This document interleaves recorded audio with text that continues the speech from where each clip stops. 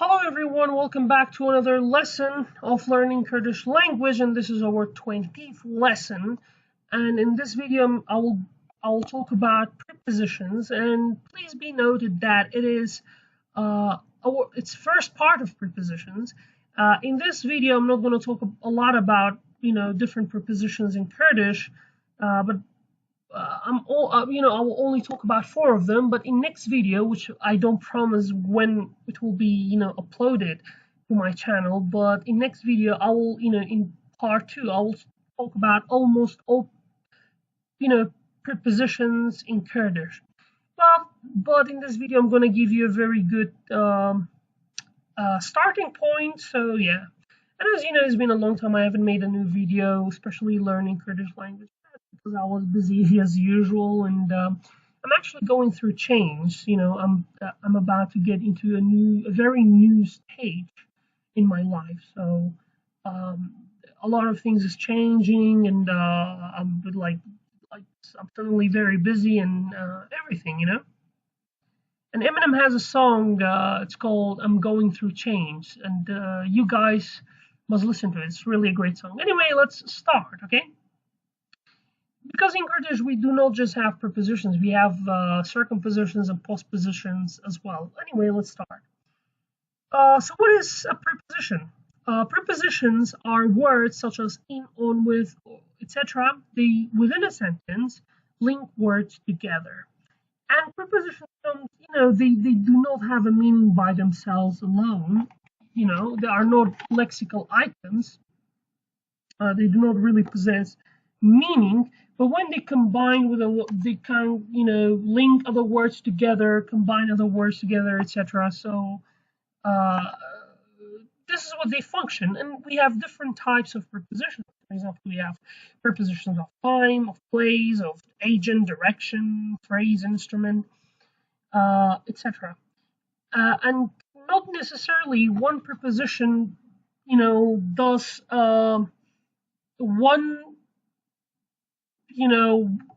for example, in is a member of time preposition, prepositions of time, but it also can be used in, so they are multifunctional somehow, most of them, okay, not all of them. Kurdish is somehow the same thing, okay? Before I talk more about Kurdish prepositions, I would like to give you something. Sorani and Kermanji are two Kurdish dialect. They are different in pronunciation, in grammar, in many things. And in prepositions, in this chart that I had taken from Wikipedia, it shows not all, but some of Kermanji prepositions and postpositions, and somehow circumpositions as well. For example, this je, it's just like French je, first person, first personal pronoun. Je, it's not used in Sorani. This b, it's not used in Sorani like that. So they are somehow different. But in this video, I will only talk about Sorani. Even in the upcoming videos about prepositions, I will only talk about Sorani accent, because this is my, native accent. In Kurdish, we have 2 types of prepositions. We have simple prepositions and compound prepositions. Simple prepositions consist of a single morpheme, such as ba, la, be, ba, la. These 2 vowels are short, and we have be, e, and etc. We will talk about be and la shortly. Anyway, compound prepositions consist of a single preposition, which is combined with a noun or another preposition, such as, for example, basad is combinations of ba and sad. Lasad is combinations of a and lasad. Lajer is combination of la and je. So they can be combined with another preposition or a noun. We have something else in compound prepositions, which are called circumpositions. Circumpositions, we do not, some languages, they do have circumpositions, but it's not very common between languages of the world. But Kurdish is one of the languages that uses circumpositions massively. So circumpositions, they consist of 2 parts or 2 fragments, which envelope is a verb, the complement. So you have a preposition, then you have a word or a complement, then you're going to link the complement with preposition. So they usually, the prepositions, a preposition is usually combined with one of these postpositions in, and they will make up circumpositions. For example, ledurawa means from afar. So how did we create this prepositional phrase or this circumposition? You basically have la, which is a simple preposition. Then you have dur. Dur in Kurdish means far. And then awa. Dur itself means far, but ledurawa means from afar. So you add this component, you add from the preposition. Lachoa means by itself, by oneself, or automatically. But in Slemanic, we say lachoyawa. We don't say lachoa. You can say lachoa, but it's usually somehow the language of writing. But lachoyawa, it's okay. You can use that. The erzida, we do not use it like this. In my accent, we say la erzda or la ser erz or something like that. Okay. Lahora, it means by itself or by oneself. Lani washoda means in the middle of the night or at midnight. La muqtada, it means at this time. As you see, this is how we use circumpositions. You have a preposition, you have a word, a noun, a complement, usually a noun, and then you have one of these circumpositions. But just to let you know, sometimes we can omit this the and we just left with a. Okay, so and I will show you the examples. Now let's get into the prepositions. I will only talk about 4 prepositions like la, be, and babe, which they mean the same thing, waku, and bai. I will talk about these 4 only just to give you an introduction and prepositions. And next time I'm going to talk about a lot of prepositions with examples, with many examples, and it's going to be a very good lesson for serious Kurdish learners. Okay, so just wait until the next video. But I don't promise when will I upload it. But as I said, I'm going into a new stage of my life. So yeah. Anyway, we have 2 uses of la. We actually have maybe more than that. For example, ba, as we talked about it in single morpheme, they have many different uses, and so that's why you need to be aware of the context and the way that you use it. But anyway, when it is combined with like la, when it is combined with postpositions such as da, ta, ra, or a, it is equivalent to in, at, or on in English. For example, if you say on a winter night, you basically can say la standa. But in my accent, we do not pronounce this d at the end. We just say la stana. This is how we speak. We do not pronounce the d at the end. But just be aware you have da and la. I will analyze this sentence, only this sentence for you, okay? First of all, you have you have circumposition here.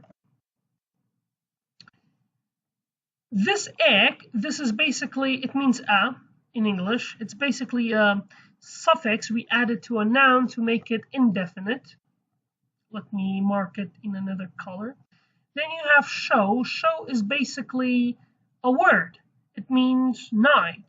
And Zistan means winter. And then you have this e right here.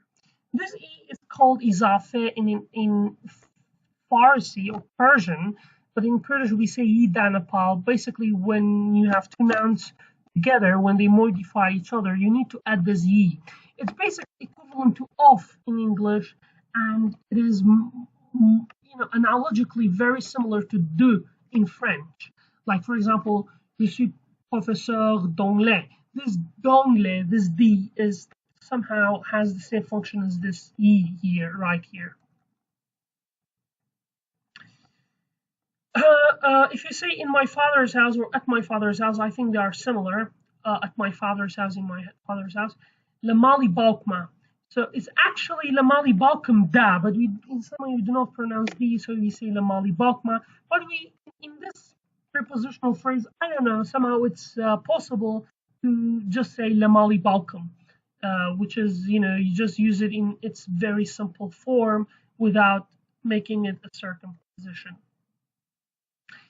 Then that's one of the uses. Another use is when you have la, then you have a complement or a word, and then you have awa. It's not suffix; it's just called postposition.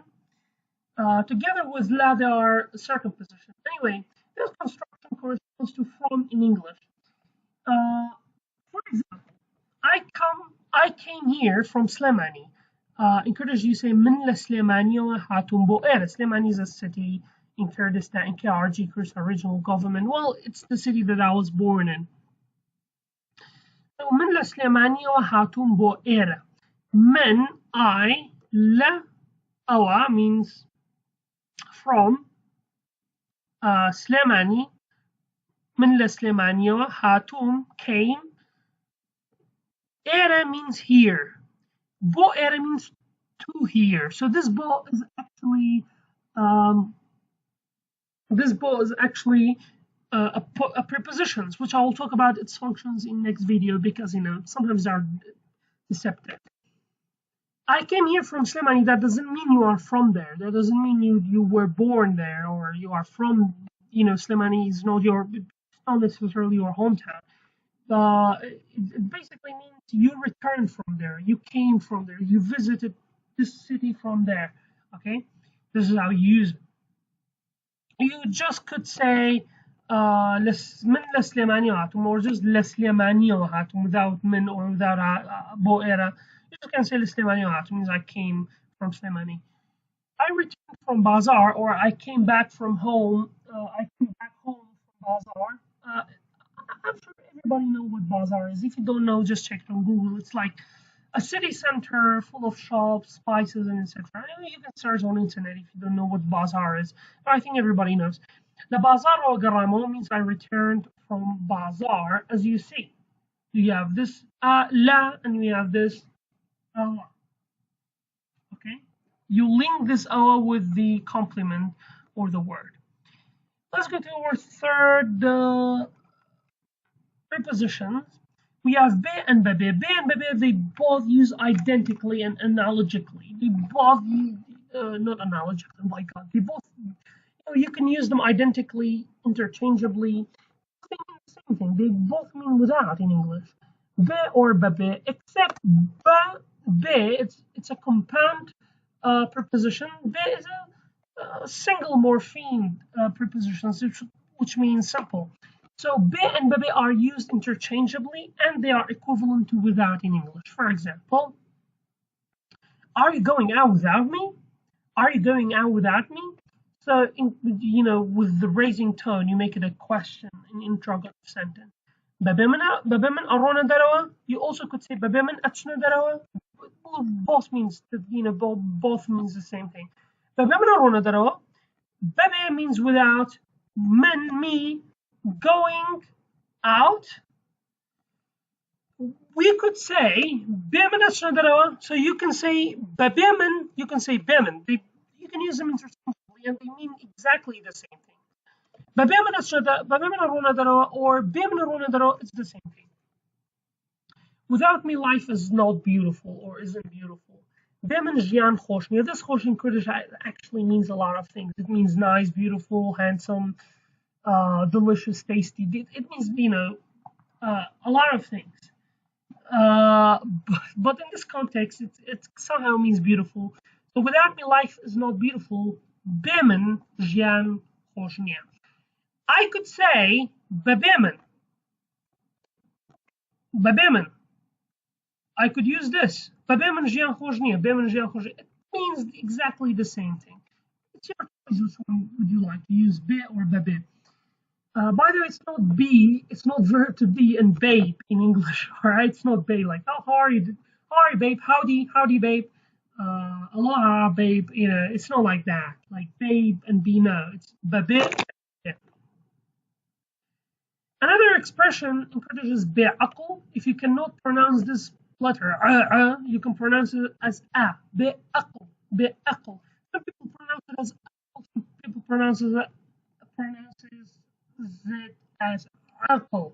I know is difficult for you as a as an English speaker, or if you speak another language and you cannot pronounce that sound, then you can play safe and use like be'aql. So it basically means stupid, idiot, or mindless, brainless, without intelligence. Be means without.